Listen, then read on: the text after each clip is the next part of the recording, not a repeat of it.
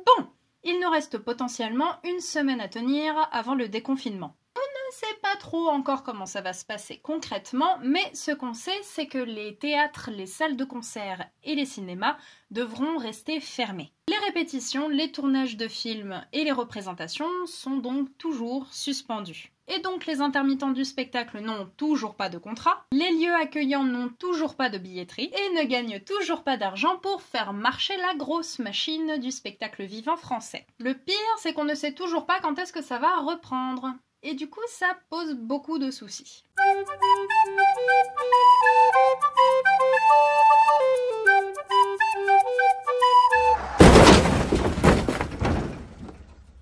Cette vidéo sera un petit peu particulière. On va diviser le propos en 3 parties en se concentrant d'abord sur ce que les intermittents vivent en ce moment et pourquoi ils sont pas très contents.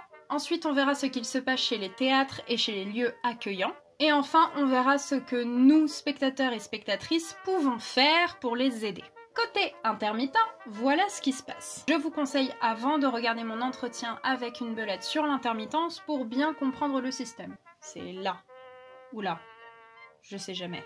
Certains intermittents et intermittentes avaient des contrats pour avril, mai, voire pour juin, juillet, devaient bosser dans les festivals comme Avignon, etc. Et bah là, c'est raté. Ce qui fait que leurs contrats sont annulés. Ces contrats étaient importants parce que ça leur permettait de remplir leur quota des 507 heures pour obtenir l'intermittence pour l'année 2020-2021.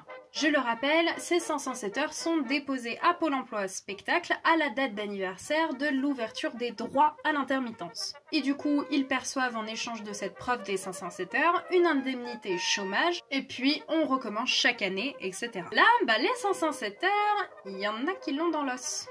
Alors Pôle emploi a mis du temps à trouver et à proposer une solution à tous ces gens qui risquent de se faire radier. La solution a été de geler les dates d'anniversaire de renouvellement des droits à l'intermittence qui étaient comprises entre le 1er mars 2020 et le 31 mai 2020. Madame X est intermittente. Elle a 457 heures confirmées avant le 1er mars 2020. Sa date d'anniversaire était le 15 avril 2020. Il lui manque donc 50 heures pour avoir son intermittence et pour avoir une indemnité chômage durant l'année 2020-2021. Et bien maintenant, au lieu de chercher ces 50 heures manquantes avant le 14-15 avril 2020, elle peut les trouver avant le 30-31 mai 2020, soit 1 mois et demi de plus pour pouvoir trouver du boulot et pour pouvoir trouver les heures manquantes. Si Madame X avait des contrats perdus compris pendant la période de confinement, elle pouvait les donner à Pôle emploi spectacle et les montrer en tant qu'activité partielle. Si elle n'arrive pas à justifier des 507 heures avant le 31 mai 2020,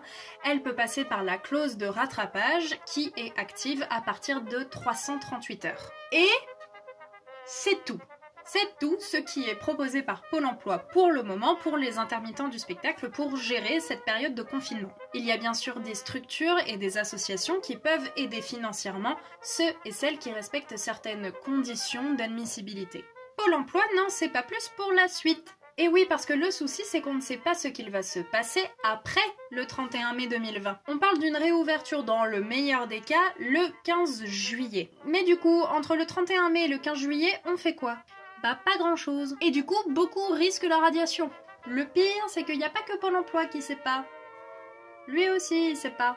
Franck Riester a fait 2 interventions depuis le début du confinement. 2. Une le 18 mars annonçant qu'un budget serait alloué à différentes filières culturelles. Un budget de 22 millions partagé comme ceci.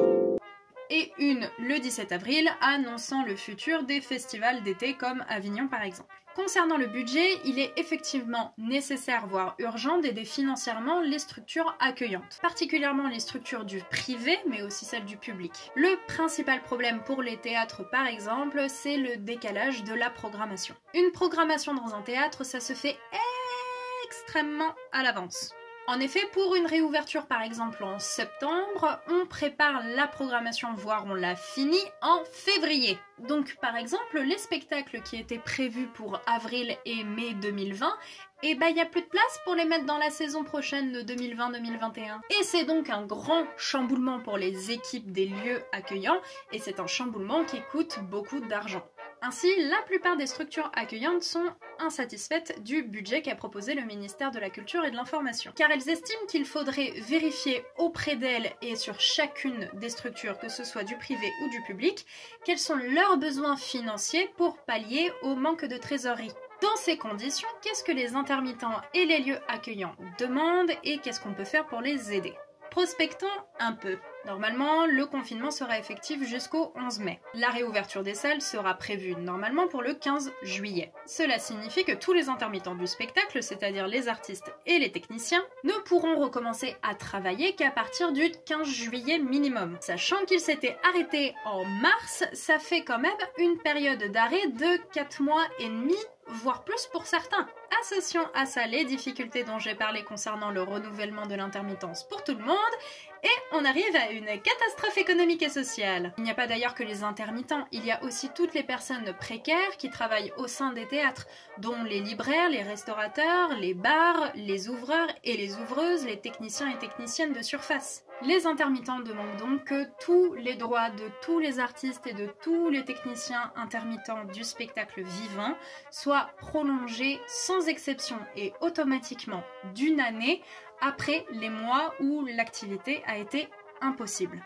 Qu'on ait d'ailleurs les 507 heures ou pas, ils demandent que l'année 2020-2021 soit une année blanche. En gros, tous les intermittents du spectacle auraient leur intermittence renouvelée pour 2020-2021 et auront donc des indemnités chômage 2020-2021 avec le même taux que l'année précédente. L'État n'aurait donc pas à débourser beaucoup d'argent en plus vu que les taux n'augmenteraient pas. Ça, c'est ce que les intermittents demandent. Et nous, en tant que spectateurs, spectatrices, on peut faire des choses en plus pour les aider. Déjà, je le redis, mais on peut ne pas demander le remboursement de ces places. Je vous en avais parlé ici. Ou ici. Je sais toujours pas. On peut signer les 2 pétitions demandant une année blanche pour 2020-2021, créées par un collectif d'intermittents du spectacle. Vous les retrouverez en description.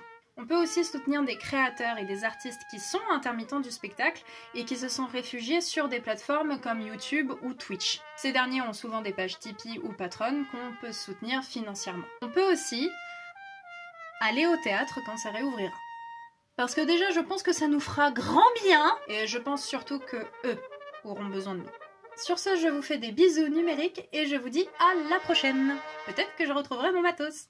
Peut-être que ce sera le retour des Théâtres Mundi. Je l'espère. Ah. Ciao.